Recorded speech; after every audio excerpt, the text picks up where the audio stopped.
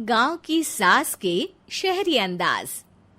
निधि को विकास से प्यार तो था, पर वो शादी करके उसके साथ गांव में नहीं बसना चाहती थी। मुझे गांव अच्छा लगता है, पर दिक्कत यही है कि मैं वहां रह नहीं पाऊंगी। मुझे वहां के माहौल के बारे में कुछ भी नहीं पता है। अरे माहौल में ढल जाओगी तुम, थोड़ा टाइम तो लो। और विकास गांव में ही रह के ऑर्गेनिक खेती करता है, इतना अलग काम है। और यहाँ शहर में क्या है, कितना प्रदूषण और भीड़ है यहाँ। पर विकास यहाँ आके भी तो खेती कर सकते हैं ना। अरे शहर में एक प्लॉट लेने में जिंदगी भर की कमाई चली जाती है, खेत कैसे लोगे? सोच ले निधि, विकास गांव का है, वहीं उसका काम भी है। तेरे पास कोई नौकरी भी नहीं है, ना ही तुझे कभी काम करना था। उफ़ो, मुझे कुछ समझ में नहीं आ रहा, मुझे अकेला छोड़ दो। उसी दिन निधि विकास से मिलती है। यार, मेरे सारे दोस्त यही हैं। अरे दोस्त तो गांव में भी बन सकते हैं ना निधि। गांव के लोगों से कैसे दोस्ती कर पाऊंगी?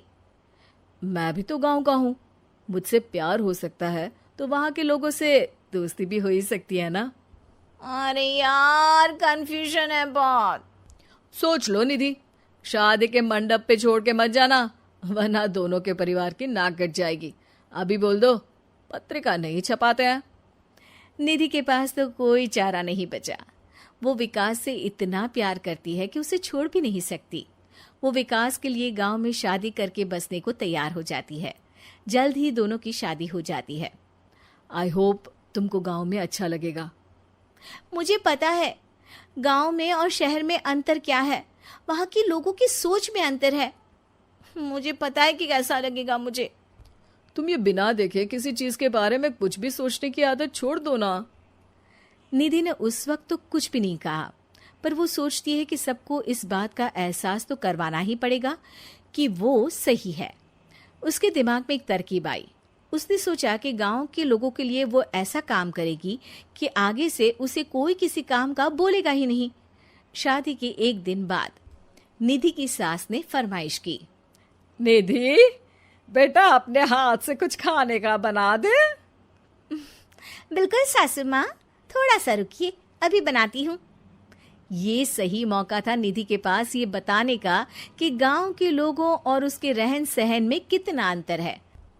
रोटी सब्जी दलिया भाजी खाने वालों के लिए पिज्जा बना देती हूँ, तब इनको समझ में आएगा।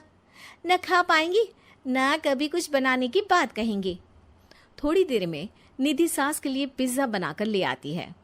ये लीजिए माँ जी, आपके लिए मैंने ये बनाया है।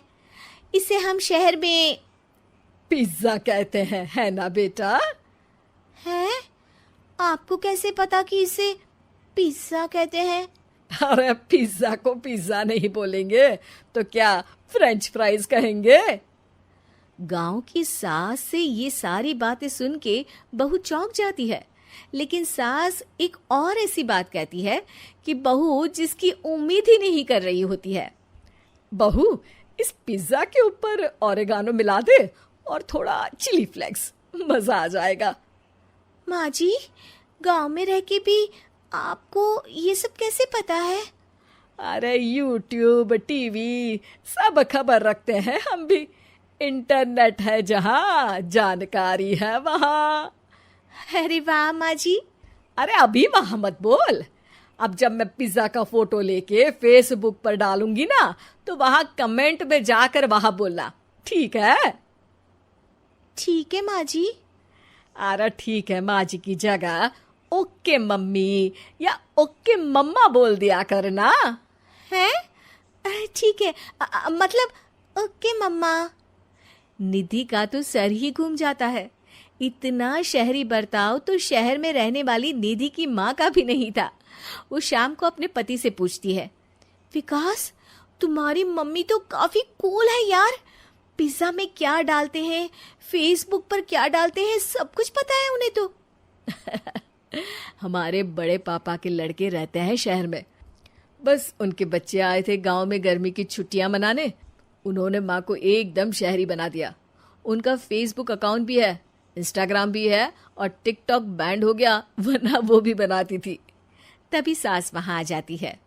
अरे निधि, मैं तुझे टैग नहीं कर पा रही हूँ, जरा मेरी फ्रेंड रिक्वेस्ट एक्सेप्ट तो कर दे।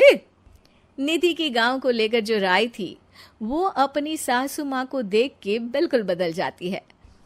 और अब निधि भी सोशल मीडिया पे अपनी सास के साथ लाइव आती है और कमेंट बाजी भी करती है, ताकि सबको पता चले कि गांव में रह के भी उसका जीवन शहर जैसा ही है और उसके आसपास के लोगों के अंदाज भी एकदम शहरी है।